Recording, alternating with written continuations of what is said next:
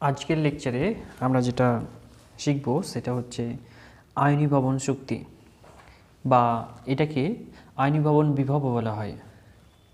আচ্ছা, আয়নীভবন শক্তির প্রথমে আমরা ডেফিনেশন বা সংজ্ঞাটা জানার চেষ্টা করব। আয়নীভবন শক্তি কাকে বলে অ্যাকচুয়ালি, ঠিক আছে?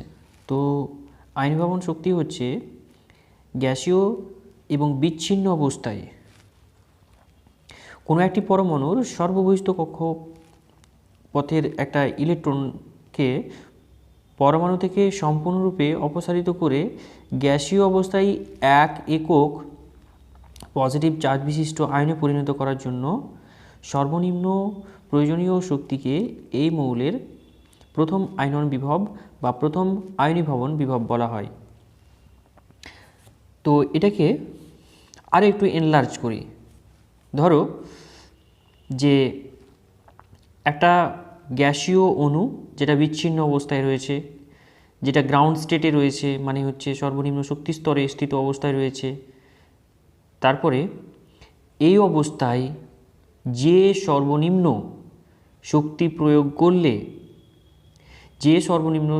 প্রয়োগ করলে ওই পরমাণুর সর্ববহিস্থ কক্ষপথের সবথেকে দুর্বলভাবে আবদ্ধ ইলেকট্রনটি কেবল বাইরে বেরিয়ে যায় এবং এক একক ধনাত্মক চার্জ বিশিষ্ট ক্যাটায়নে পরিণত হয়। এই এক একক ধনাত্মক চার্জ বিশিষ্ট ক্যাটায়নে পরিণত হলে যে শক্তির প্রয়োজন হয়, যে ন্যূনতম শক্তির প্রয়োজন হয়, তাকেই আমরা বলছি আয়নন বিভব বা আয়নীভবন বিভব। ঠিক আছে? এরপরে যেটা আমাদেরকে মনে রাখতে হবে সেটা হচ্ছে আয়নন বিভবের একক।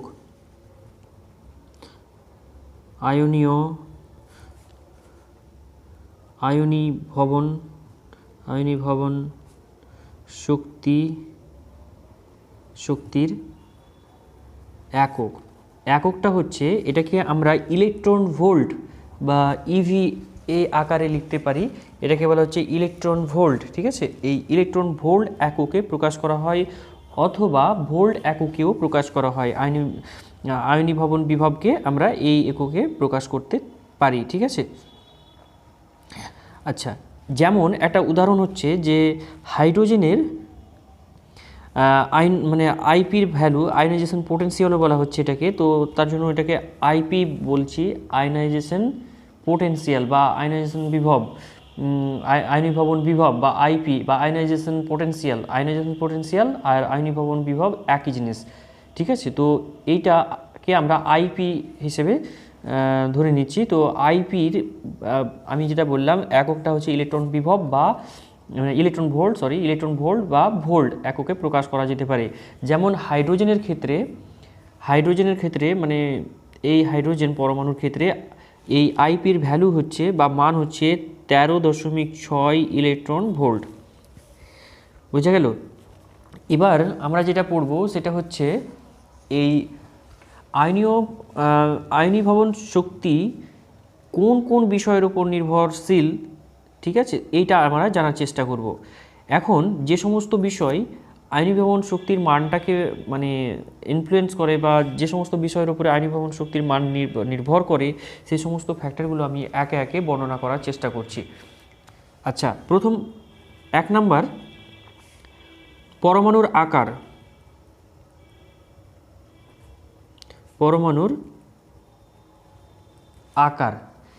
এই পরমাণুর আকার যত বড় হবে, ধরে নিই এখানে যদি আমরা একটা দেখি যে একটা পরমাণু, এটা একটা পরমাণু, আর একই রকমভাবে এটা একটা পরমাণু।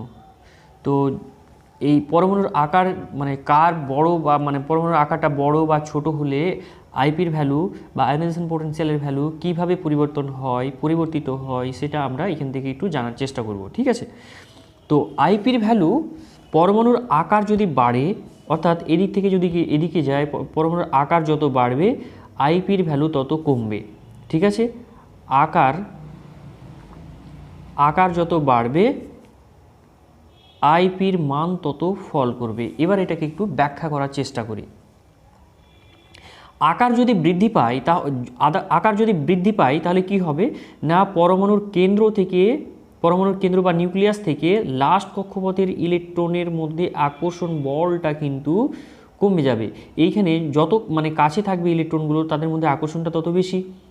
এখানে যদি যদি এটা মানে নিউক্লিয়াস থেকে ইলেকট্রনের দূরত্ব যদি বেড়ে যায়, মানে আকার বেড়ে গেল, তাহলে এদের মধ্যে এই লাস্ট কক্ষপথের ইলেকট্রনের সঙ্গে নিউক্লিয়াসের আকর্ষণ বলটা কিন্তু অনেকাংশে কমে যাবে। ঠিক আছে, এখন এইখান থেকে একটা ইলেকট্রনকে সম্পূর্ণরূপে বার করতে মানে যে শক্তিটা লাগছে তাকে আমরা বলছি আইপি। আর এই ক্ষেত্রেও এই ইলেকট্রনটাকে বার করে দিয়ে একটা ক্যাটনে পরিণত করতে যে পরিমাণে শক্তির দরকার হচ্ছে তাকেও এই পরমাণুর জন্য আইপি ভ্যালু বলছি বা আয়নাইজেশন পোটেনশিয়ালের মান বলছি। ঠিক আছে, আয়নাইজেশন পোটেনশিয়াল বলছি। এখন তোমরা নিশ্চয়ই বুঝতে পারছো যে এই ক্ষেত্রে মানে পরমাণুর আকার যেখানে ছোট, সেই ক্ষেত্রে কি হচ্ছে, যেহেতু পরমাণু নিউক্লিয়াসের সঙ্গে লাস্ট কক্ষপথের ইলেকট্রনের মধ্যে আকর্ষণ বলটা বেশি, তাই এইখান থেকে ইলেকট্রনটাকে বাইরে বার করে দিয়ে এক একক ধনাত্মক চার্জ বিশিষ্ট ক্যাটায়নে পরিণত করতে আমাকে বেশি পরিমাণে শক্তি দরকার হবে, বেশি পরিমাণে আমাকে শক্তি দিতে হবে এইটার তুলনায়, বড়টার তুলনায়। তার জন্য বলা হচ্ছে যে আকার যত মানে বড় হবে আইপির মান কিন্তু তত ডিক্রিজ করবে, অর্থাৎ কমে যাবে। ঠিক আছে, এটা 1 নম্বর ফ্যাক্টর হয়ে গেল। 2 নম্বর ফ্যাক্টর হচ্ছে নিউক্লিয়াসের চার্জ।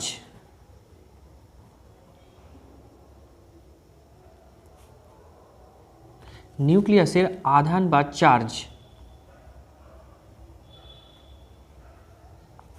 ঠিক আছে, নিউক্লিয়াসের চার্জ অন্যান্য ফ্যাক্টর যদি সেম থাকে তাহলে এখান থেকে মাথায় রাখতে হবে, অন্যান্য ফ্যাক্টরগুলো যদি সেম থাকে, মোটামুটি সেম থাকে, তাহলে নিউক্লিয়াসের চার্জ এটা যত বৃদ্ধি পাবে, নিউক্লিয়াসে যদি এইখানে মনে মনে এভাবে ভাবতে হবে যে দুটো মানে সেম পরমাণু মোটামুটি আকারগুলো সেম রয়েছে।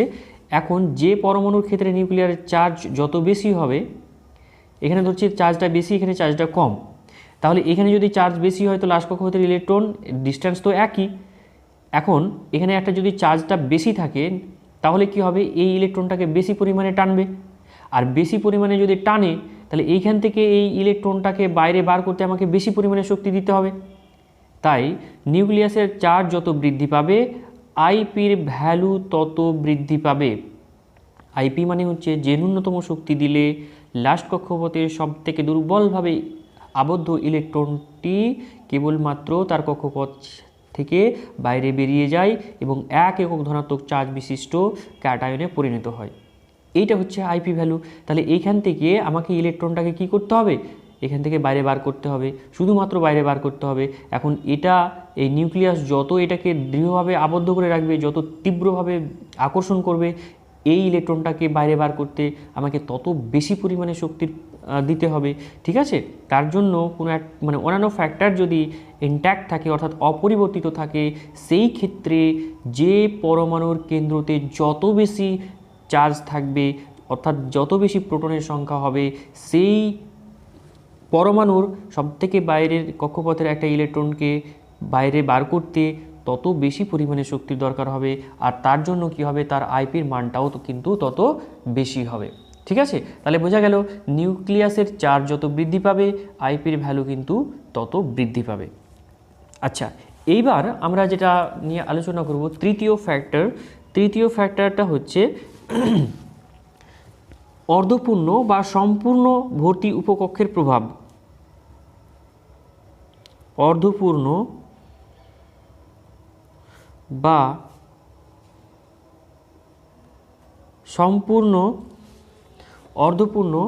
সম্পূর্ণ ভর্তি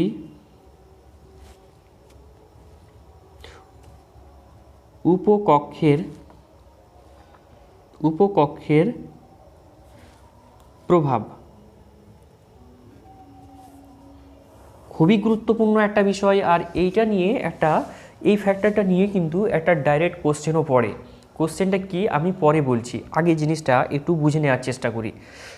আমরা পরমাণু মানে অ্যাটমিক স্ট্রাকচারের যে চ্যাপ্টারটা ক্লাস 11-এ আমরা পড়েছি, সেইখানে কিন্তু দেখেছি যে মানে অর্ধপূর্ণ অবস্থা বা পরিপূর্ণ অবস্থা যদি কোনো উপকক্ষ থাকে তাহলে সেই ইলেকট্রনিক অ্যারেঞ্জমেন্টটা সব থেকে সুস্থিত মানে হয়, ঠিক আছে। এটা আমরা জানি যে কোনো একটা মানে যেরকম পি কক্ষ পি পি উপকক্ষে 3টি কক্ষক বর্তমান, 3টিতে যদি একটা একটা করে থাকে তাহলে এটা সুস্থিত একটা ইলেকট্রন বিন্যাস। যদি আবার 6টা থাকে তবুও সুস্থিত ইলেকট্রন বিন্যাস। এসের ক্ষেত্রে যদি 2টো থাকে বা একটা থাকে, এটা ইলেকট্রন একটা থাকলেও এর হাফ ফিল অবস্থা, আর 2টো থাকলেও ফুলফিল অবস্থা। এসের ক্ষেত্রে তেমন একটা ডিফারেন্ট বা হচ্ছে না, কিন্তু পি এর ক্ষেত্রে যদি 3টে বা 6টা থাকে তাহলে সেই ক্ষেত্রে কিন্তু এইটা বেশি সুস্থিত হয়। এটা আমরা ক্লাস 11-এ দেখেছি, আর এটার কারণ হিসেবে এক্সচেঞ্জ এনার্জি বা বিনিময় শক্তির কথা বলা হয়েছিল, এবং আরও কতগুলো ফ্যাক্টর ছিল, সেগুলো এখন আর আমি বলছি না, তোমরা একটু চাইলে দেখে নিতে পারো। এবার ডি এর ক্ষেত্রে কতটা ছিল? ডি এর ক্ষেত্রে যদি 5টা, আমরা জানি ডি উপকক্ষ 5টা কক্ষ নিয়ে গঠিত, ঠিক আছে। তো এই 5টা, তাহলে যদি ডি কক্ষে 5টা ইলেকট্রন থাকে অথবা 5 দুগুণে 10টা ইলেকট্রন যদি ফুলফিল অবস্থায় থাকে তাহলে কিন্তু এই ইলেকট্রন বিন্যাসটা সব থেকে সুস্থিত অবস্থায় চলে যাবে, ঠিক আছে, মানে সুস্থিত ইলেকট্রন বিন্যাস হয়ে যাবে।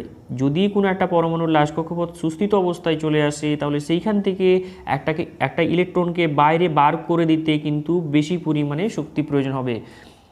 এটা মাথায় রাখতে হবে যে যেমন কোনো একটা পরমাণু লাশ কক্ষপথে যদি NP6 হয়, অর্থাৎ এটা যদি এনতম কক্ষপথের উপকক্ষপথ হয় তাহলে এখানে এবং যদি এখানে 6খানা ইলেকট্রন থাকে তাহলে এটা কিন্তু ফুলফিল অবস্থায় থাকবে, এবং এখান থেকে এইরকম অবস্থায় থাকলে কিন্তু সেটা সুস্থিত ইলেকট্রন বিন্যাস হবে এবং পরমাণুটা সুস্থিত হবে। এই অবস্থায় যদি আমরা একটা ইলেকট্রনকে বার করতে চাই তাহলে তার সুস্থিত অবস্থা ভঙ্গ করেই আমাকে বের করতে হবে, ঠিক আছে। তাহলে যদি একটা ইলেকট্রন বাইরে বার করে দিতে চাই তাহলে এই সিস্টেমটা কিন্তু ডিস্টেবিলাইজড হয়ে যাবে, অর্থাৎ মানে এর স্থিতিশীলতা হারাবে, আর কেউই চায় না যে তার স্থিতিশীলতা হারাক, ঠিক আছে। তাহলে একে আমাকে জোর করে কি করতে হবে? ইলেকট্রনকে ডিসপ্লেসমেন্ট করতে হবে, ইলেকট্রনকে বাইরে বার করতে হবে, আর সেই কারণেই বেশি পরিমাণে শক্তির প্রয়োজন হবে। আর এই কারণেই কি বলা হচ্ছে যে কোনো একটি পরমাণুর সর্ববহিষ্ঠ কক্ষপথ যদি হাফফিল অবস্থা বা ফুলফিল অবস্থায় উপনীত হয় তাহলে সেইখান থেকে মানে সেই পরমাণুর লাশ কক্ষপথের একটি ইলেকট্রনকে বাইরে বার করতে বেশি পরিমাণে শক্তির প্রয়োজন হয়। আর এই কারণেই হাফফিল বা ফুলফিল ইলেকট্রন বিন্যাস বিশিষ্ট পরমাণুর আইপির ভ্যালু কিন্তু সব সময় বেশি হয়ে থাকে। বোঝা গেল? আইপির ভ্যালু বেশি এই কারণেই হচ্ছে যে একে বেশি পরিমাণে শক্তি দিতে হচ্ছে, তবেই স্টেবল অবস্থাটাকে ভঙ্গ করে এক একক ধনাত্মক চার্জ বিশিষ্ট ক্যাটায়নে আমরা একে পরিণত করতে পারি। তবে এটা কথা মাথায় রাখা উচিত যে শুধুমাত্র এক একক ধনাত্মক চার্জ বিশিষ্ট নয়, আমরা যদি কোনো একটা পরমাণু থেকে একটা ইলেকট্রনকে বাইরে বার করে দিয়ে এক একক ধনাত্মক চার্জ বিশিষ্ট ক্যাটায়নে পরিণত করি তাহলে আমরা তাকে বলি IP1 মানে প্রথম আয়নন বিভব। এবার যেরকম উদাহরণ হচ্ছে সোডিয়াম থেকে একটা ইলেকট্রন বাইরে বার করে দিয়ে Na+ করলে যে মানে ন্যূনতম শক্তির দরকার হচ্ছে এটাকে আমরা বলছি IP1, মানে IP1 পরিমাণ শক্তি দিলে সোডিয়াম পরমাণুর সর্ববহিষ্ঠ কক্ষপথ অর্থাৎ তৃতীয় কক্ষপথের যে ইলেকট্রনটা রয়েছে 3s অরবিটালে, এই 3s অরবিটালের ইলেকট্রনটাকে বাইরে বার করে দিতে তোমার হচ্ছে যে পরিমাণ শক্তি ন্যূনতম শক্তির দরকার হচ্ছে তাকেই আমরা বলছি IP1, ঠিক আছে। এবার IP2 কাকে বলবো? যদি এক একক ধনাত্মক চার্জ বিশিষ্ট ক্যাটায়ন থেকে যদি আবার একটা ইলেকট্রনকে বাইরে বার করতে চাই তাহলে অর্থাৎ দ্বিতীয় ইলেকট্রনটাকে বাইরে বার করে 2 একক ধনাত্মক চার্জ বিশিষ্ট ক্যাটায়নে পরিণত করতে, অর্থাৎ এই ক্ষেত্রে Na2+, ঠিক আছে, Na2+ পরিণত করতে যে ন্যূনতম শক্তির প্রয়োজন হয় তাকে আমরা বলছি IP2, ঠিক আছে। স্বভাবতই এইখানে কিন্তু IP1 এর থেকে IP2 এর ভ্যালু কিন্তু অনেক অনেক বেশি হবে। তার কারণ হচ্ছে IP1 থেকে IP2 এর মানে মানটা অনেক অনেক বেশি হবে। তার কারণ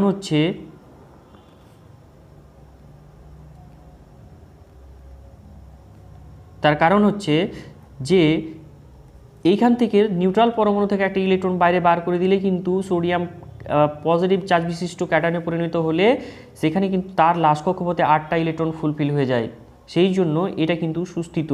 কিন্তু এই সুস্থিত অবস্থা থেকে আরও একটা ইলেকট্রন বাইরে বার করলে কি হয় না, লাস্ট কক্ষপথে 8টা পরিবর্তে 7টা হয়ে যাবে, ফলে এই সিস্টেমটা ডিস্টেবিলাইজ সিস্টেম হয়ে যাবে। এবং তার উপরন্ত এই Na+ এখানে কিন্তু মানে ইফেক্টিভ নিউক্লিয়ার চার্জ অর্থাৎ কার্যকারী মানে আধান এর পরিমাণ কিন্তু অনেক আগের তুলনায় কিন্তু বেড়ে গেছে। আর এই কারণেই এখান থেকে একটা ইলেকট্রন বার করা খুবই দুঃসাধ্য ব্যাপার, এবং প্রচুর পরিমাণে শক্তি দিলে তবেই এই Na2+ মানে সম্ভব হবে। তার জন্য আমরা Na2+ ক্যাটায়ন আমরা দেখতে পাই না। ঠিক আছে, তাহলে IP1 IP2 কি, আশা করি এটা তোমরা বুঝতে পেরেছো। আচ্ছা, এরপরে যে ফ্যাক্টরটা আমরা দেখব সেটা হচ্ছে 4 নম্বর ফ্যাক্টর, আর এটাকে বলবো আমরা কক্ষকের ভেদন ক্ষমতা।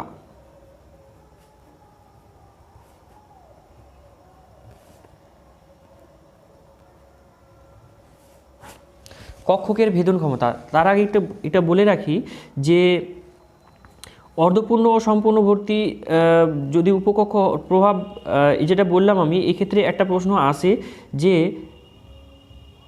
নাইট্রোজেনের আইপির মান অক্সিজেনের তুলনায় বেশি।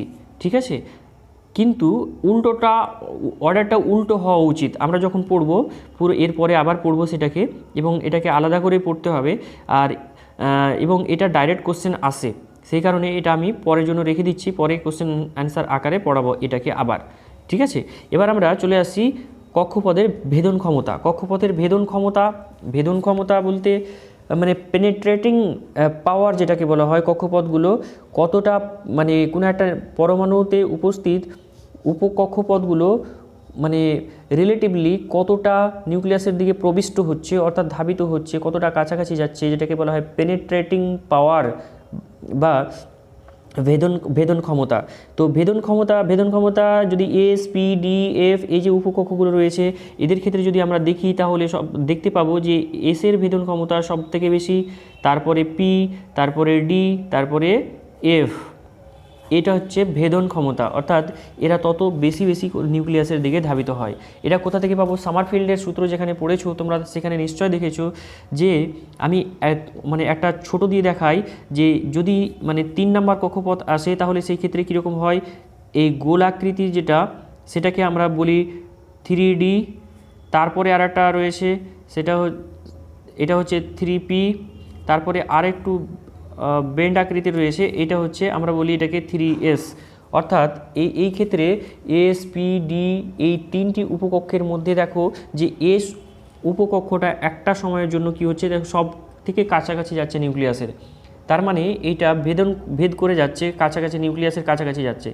সো এইখানে কি হবে যে এস অরবিটালের ইলেকট্রনগুলোকে তোমার হচ্ছে এস অরবিটালের ইলেকট্রনগুলোকে খুব বেশি পরিমাণে নিউক্লিয়াস আকর্ষণ করবে, আর আকর্ষণ করলে তাদের সেখান থেকে এস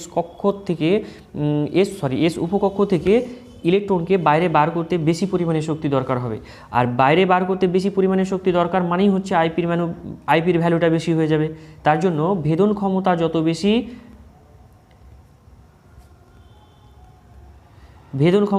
বেশি হবে, নিউক্লিয়াস এবং লাস্ট কক্ষপথের মানে ইলেকট্রনের সঙ্গে আকর্ষণ তত বেশি হবে, আর আকর্ষণ যত বেশি হবে আইপির ভ্যালু কিন্তু তত বেশি হবে।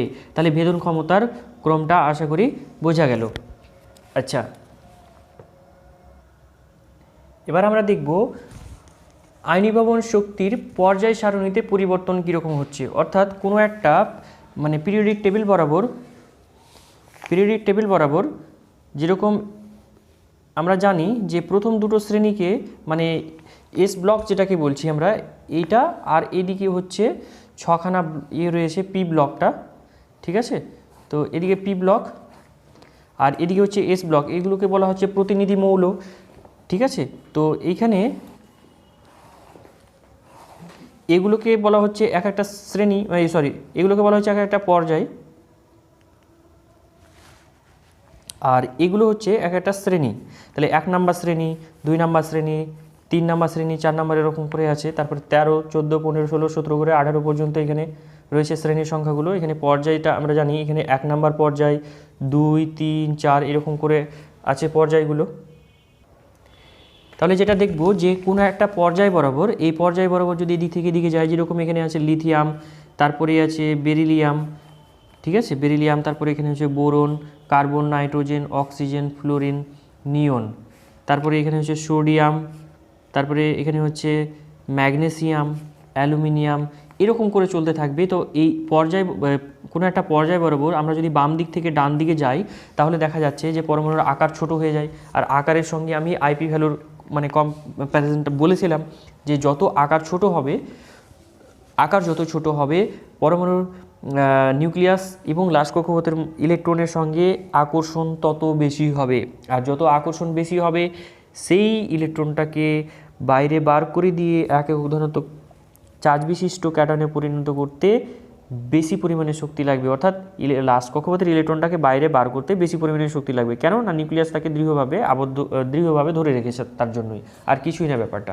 তার জন্যই যত আমরা বাম দিক থেকে ডান দিক বরাবর যাব, বাম দিক থেকে যদি ডান দিক বরাবর যাই, তাহলে আইপির ভ্যালু কিন্তু ইনক্রিজ করবে, অর্থাৎ বাড়বে।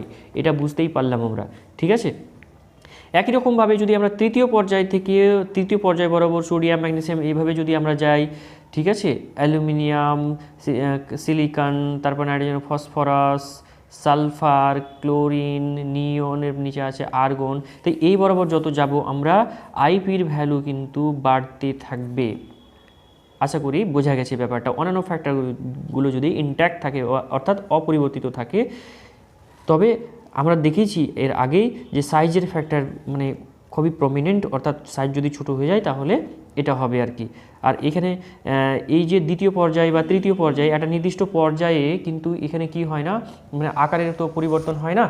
আর আকারের পরিবর্তন হয় না বলেই কিন্তু এই ক্ষেত্রে আকারের পরিবর্তন হয়, আর অন্যান্য ফ্যাক্টরের তেমন পরিবর্তন হয় না বলে এই ঘটনাটা ঘটে, ঠিক আছে।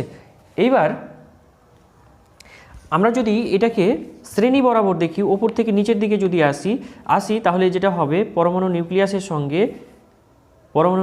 সঙ্গে মানে সাকসেসিভ একটা পরমাণুগুলো যদি দেখি, পর্যায়ক্রমিক মানে পরমাণুগুলো একটা থেকে মানে আরেকটা যখন নিচে আসবো, তখন কিন্তু পরমাণুর কি বাড়বে না, আকারটা বেড়ে যাবে। আর আকার বেড়ে গেলে আমরা যেটা বলেছি যে লাশ কক্ষপথের ইলেকট্রনের সঙ্গে নিউক্লিয়াসের মধ্যে আকর্ষণ বল অনেকটা কমে যাবে, তাই ইলেকট্রনটাকে বাইরে বার করতে অল্প পরিমাণে শক্তি লাগবে, ঠিক আছে।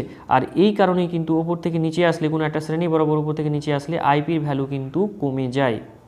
তাহলে এদিক থেকে যদি মানে ওপর থেকে নিচে আসলে আইপির ভ্যালু কিন্তু কমে যায়, এটা আমাদেরকে মাথায় রাখতে হবে। তবে এক্ষেত্রে কিছু কিছু এক্সেপশনাল ব্যাপার আছে, যেমন আমি এখানে বলেছিলাম যে নাইট্রোজেন আর অক্সিজেনের ক্ষেত্রে, এখানে আমি বলেই দিই, নাইট্রোজেন এবং অক্সিজেনের ক্ষেত্রে আমি একটু আগেই বললাম যে এই পর্যায় বরাবর বাম দিক থেকে যদি ডান দিকে যাই, তাহলে আইপির ভ্যালু কিন্তু বাড়বে স্বভাবতই। এখানে কিন্তু নাইট্রোজেনের তুলনায় অক্সিজেনের এইটা হচ্ছে আইপি ভ্যালুটা বেশি হবে, এটা এক্সপেক্টেড, ঠিক আছে। কিন্তু বাস্তবে ঘটনাটা পুরো উল্টো ঘটে। বাস্তবে এটা কিন্তু প্র্যাকটিক্যালি দেখা যায় না। কি হয় না, যেটা প্র্যাকটিক্যালি দেখা যায় সেটা হচ্ছে নাইট্রোজেনের আইপির ভ্যালু অক্সিজেনের তুলনায় বেশি হয়। এটা হওয়ার কারণটা কি? তার কারণটা হচ্ছে যে নাইট্রোজেনের যদি ইলেকট্রন বিন্যাস দেখি আর অক্সিজেনের ইলেকট্রন বিন্যাস দেখি, তাহলে জিনিসটা পুরো পরিষ্কার হয়ে যাবে। নাইট্রোজেনের মানে 7টা ইলেকট্রন রয়েছে আর এখানে হচ্ছে 8টা, তাহলে এখানে 1s-এ 2টো, তারপরে 2s-এ 2টো, আর 2p-তে হচ্ছে 2 2 4 হয়ে গেছে। এখানে মানে তোমার হচ্ছে 2p-তে হচ্ছে 3টে, ঠিক আছে, 2p-তে। আর এখানে অক্সিজেনের ক্ষেত্রে হচ্ছে 2p-তে মানে আগেরগুলো আছে আর 2p-তে হচ্ছে 4টা। তাহলে এই ক্ষেত্রে যদি আমি দেখি, আমরা জানি p-তে ওভারঅল 3টে ইলেকট্রন থাকলে হাফ ফিল অবস্থায় রয়েছে, আর এখানে হচ্ছে p-তে 4টা আছে, তার মানে এই হাফ ফিল থেকে একটা বেশি আছে, ঠিক আছে। এখন তাকাও যে যেহেতু নাইট্রোজেনের মানে লাস্ট কক্ষপথ, অর্থাৎ 2 নম্বর কক্ষপথে পি অরবিটালটা মানে পি উপকক্ষটা কিন্তু হাফিল অবস্থায় রয়েছে, মানে অর্ধপূর্ণ অবস্থায় রয়েছে। এবং অর্ধপূর্ণ অবস্থায় থাকলে এরা সুস্থিত অবস্থায় মানে সুস্থিত অবস্থা আমরা জানি, সুস্থিত ইলেকট্রন বিন্যাস। তো এই ক্ষেত্রে যেহেতু এটা স্টেবল সিস্টেম, এইখান থেকে একটা ইলেকট্রন বাইরে বার করতে কিন্তু যথেষ্ট বেশি পরিমাণে শক্তি লাগবে। এখান থেকে বাইরে বার করে দিলে কিন্তু এটা স্টেবিলিটি হারাবে, তার কারণে এখানে প্রচুর পরিমাণে শক্তি দিতে হবে। অপরপক্ষে যদি অক্সিজেনের যদি ইলেকট্রন বিন্যাসটা দেখি তাহলে দেখব যে পিতে মানে 2p-তে 4টা ইলেকট্রন রয়েছে এখানে। এই 4টা মানে এখান থেকে যদি একটা ইলেকট্রন বাইরে বার করে দেওয়া হয় তাহলে 3টে থাকবে, আর 3টে মানে বাইরে বার করে দেওয়ার ফলে 3টে থাকছে, আর 3টে মানে হাফিল অবস্থা, মানে বাইরে বার করে দেওয়ার পরে যেটা পড়ে থাকছে সেটা সুস্থিত অবস্থা। তাহলে নিশ্চয়ই সে চাইবে একটা ইলেকট্রনকে খুব সহজে বাইরে বার করে দিতে। তাই অল্প পরিমাণে এখানে শক্তি দিলেই কী হবে, কার তুলনায়, নাইট্রোজেনের তুলনায় অল্প পরিমাণে শক্তি দিলেই কিন্তু এখান থেকে 2p থেকে একটা ইলেকট্রন বাইরে বার হয়ে যাবে এবং একটা সুস্থিত ইলেকট্রন বিন্যাস লাভ করবে। এটার জন্যই কি হচ্ছে, অক্সিজেন অল্প পরিমাণে এনার্জি দিলেই তোমার হচ্ছে লাস্ট কক্ষ থেকে একটা ইলেকট্রন বাইরে বের হয়ে যায়, কিন্তু এই ক্ষেত্রে পুরো উল্টো কেস, এখানে সুস্থিত অবস্থায় আছে, এখান থেকে একটা ইলেকট্রন বাইরে বার করতে গেলে বেশি পরিমাণে শক্তি দিতে হবে। কারণ হচ্ছে সুস্থিত অবস্থায় আছে, এটাকে এখান থেকে একটা ইলেকট্রন বাইরে বার করে দিলে এটা স্টেবিলাইজড হয়ে যাবে, অর্থাৎ স্টেবিলিটি হারাবে, স্থায়িত্ব হারাবে, তার কারণে এখানে বেশি পরিমাণে শক্তি কিন্তু দিতে হবে। ওই কারণেই এইটা হচ্ছে মানে প্র্যাকটিক্যাল ভ্যালু, প্র্যাকটিক্যালি এটা দেখা গেছে। ঠিক আছে, এখান থেকেই মানে কোশ্চেনের অ্যান্সারটা করা যাবে। তো আজকে এই পর্যন্তই। আয়নীভবন শক্তিটা তোমরা আশা করি বুঝতে পেরেছো, গ্রুপ বরাবর এবং পর্যায় বরাবর কীভাবে ভ্যারি করে, এটা তোমরা ভালো করে পড়ো, এবং আমি চাইবো যে এটার একটা নোট তোমাদেরকে প্রোভাইড করতে। আমি তোমাদের একটা PDF এখান থেকে দিয়ে দেবো। ঠিক আছে, তাহলে আজকে এই পর্যন্তই।